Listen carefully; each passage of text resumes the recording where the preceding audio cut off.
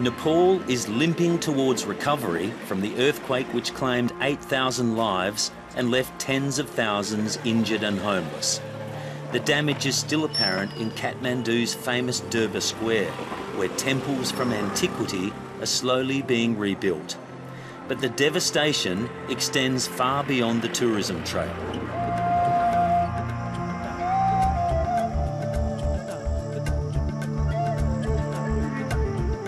In the shadow of the Himalayas in Nepal's mid-hills region, some communities lost 80% of their homes. But an Australian agricultural aid program, which started more than 40 years ago, has given people here a head start. State and community-owned forests planted by Australia and other aid donors are helping people rebuild their homes and lives. The plantations are part of Australia's oldest agricultural aid program anywhere in the world. Up to the 1960s, there wasn't any real controls over people using the forest, and with population increase and people, need the forest to live from and also to graze cattle in, over the time the hills became denuded. And it was a period there that people were really worried about the Himalayas sort of washing down into the Bay of Bengal, because of soil erosion.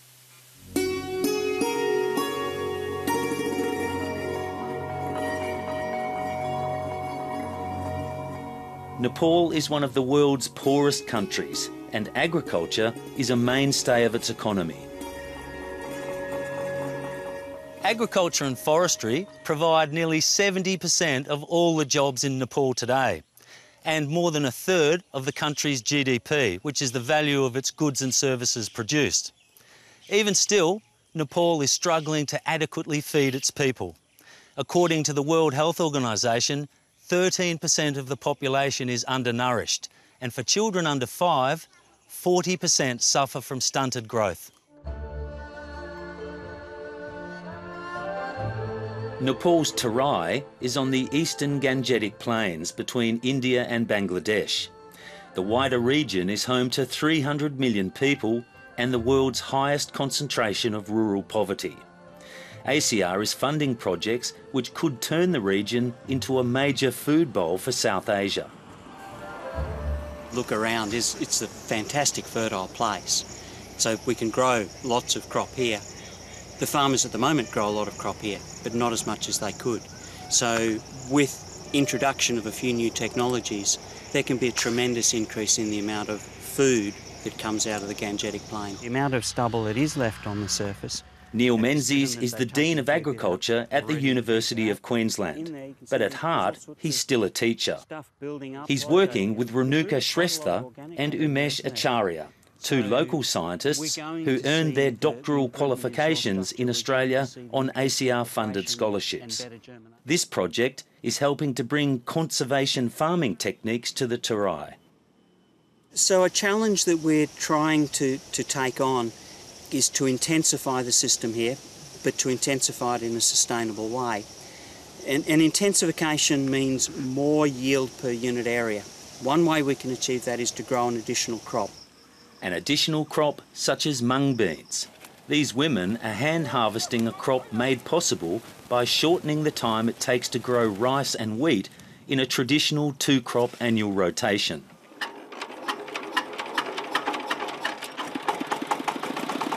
Farmers are learning techniques such as directly drilling rice into dry paddies before the monsoon begins.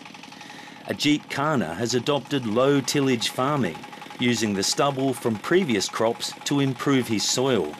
He's also invested in a 2-wheel multi-purpose tractor to cut labour and speed up his cropping cycle.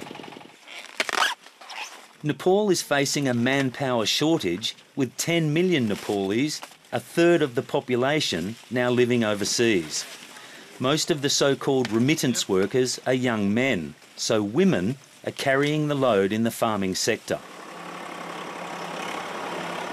Reducing labour costs is why Hari Prasad Bhattarai invested in a tractor. He's added spring corn to his rotation because he's able to grow his rice and summer crops faster than when he had to rely on local labour.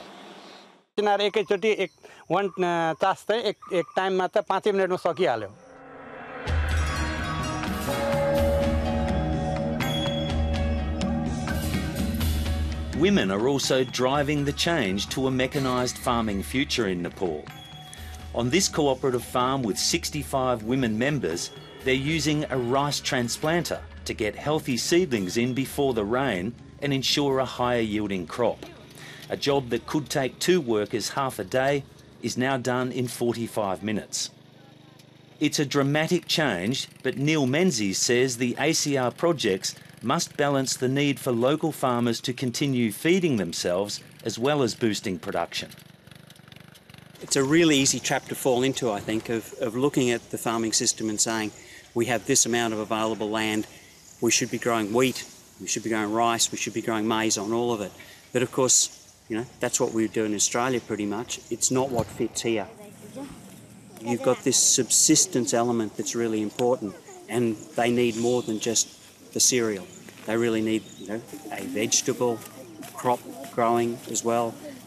Often farmers will have some dairy cattle, so they're growing feed for their dairy cattle. So there's this really important diversification necessary for them to have a good quality diet, to have a sustainable system.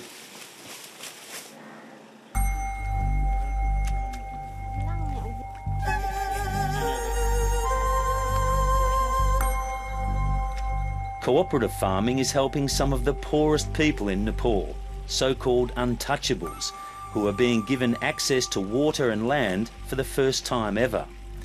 In this Australian-funded project, covering a dozen villages, solar-powered pumps are drawing water from shallow wells dug to provide irrigation for crops being grown in the dry season on land which has been fallow for decades. They're also developing aquaculture with sustainable water resources recharged by the annual monsoon. For Sashila Devi Ram, the project is having a big impact on what she can feed her 3 children. पहिले तरकारी नहीं पुगे छले किन के लाबै छलिए हटिया से एक दिन आने छलिए त कम कम खाइ छलिए नहीं पुगे छले अब अपन खेत में बारी करे लगलिए त ओइसे 2टा 3टा तरकारी पुगे से खाइला